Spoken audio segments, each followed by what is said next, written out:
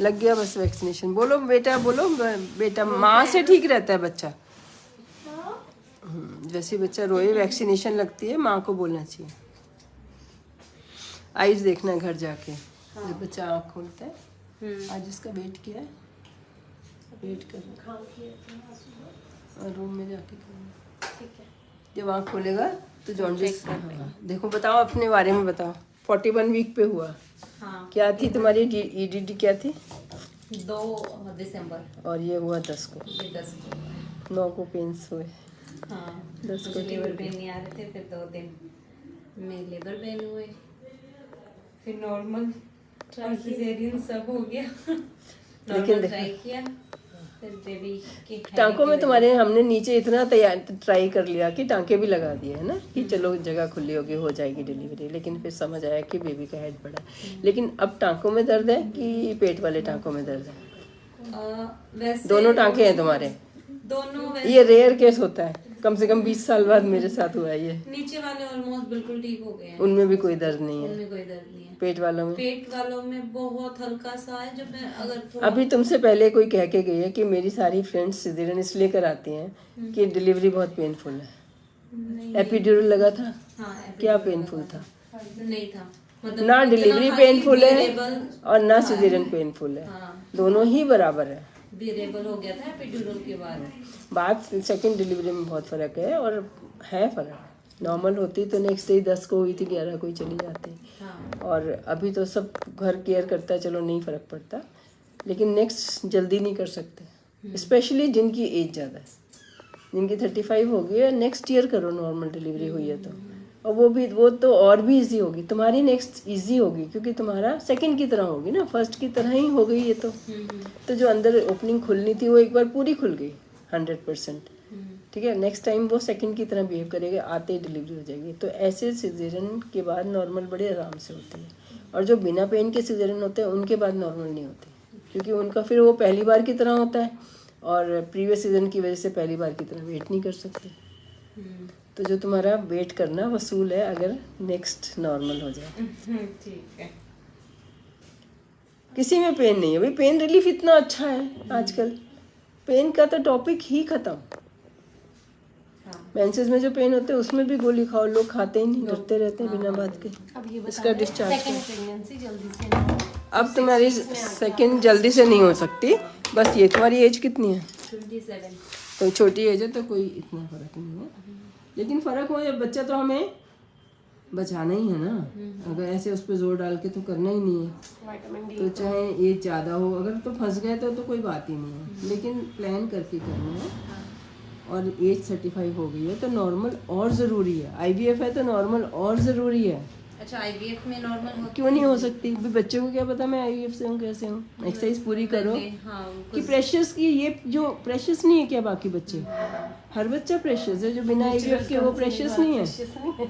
अगर आपको अपने आप हुआ था तो हमने इसको प्रेशियस नहीं समझा, किया ना इसके लिए कि हमने इस पे दबाव नहीं डालना, वैक्यूम भी नहीं, एक बार लगाया नहीं हुआ नहीं लगाना। तो प्रेशियस तो हर बच्चा है, IVF वाला क्यों प्रेशियस है? ये तो बिल्कुल अच्छा ही नहीं लगता, मुझे बोलना ही नहीं अच्छा लगता ये प्रेशियस है।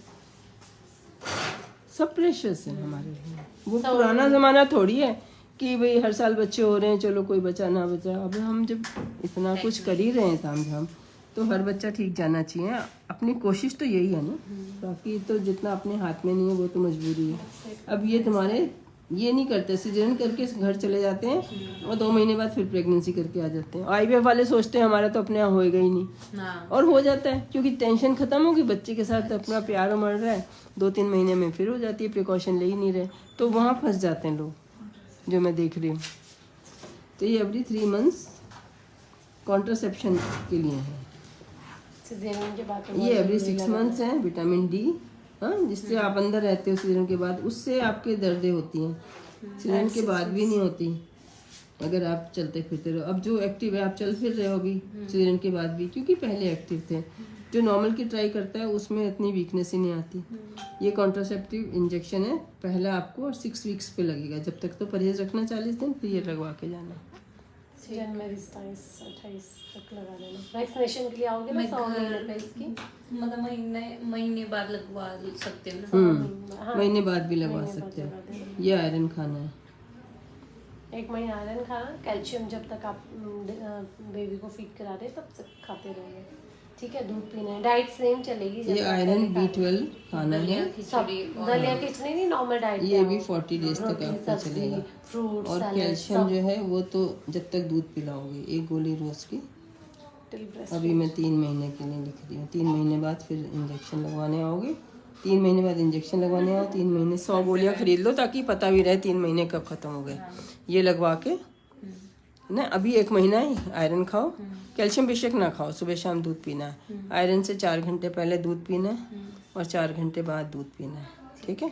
ये तो फिर जब 1 महीने के बाद ये इंजेक्शन लगवाओगे। टाइम पे उस पे ले रही थी। हाँ ऐसे भी आपने कराना है, ठीक है। एवरी 20 डेज बढ़ना चाहिए हर। नाम लिख दो इसका, सोनिया।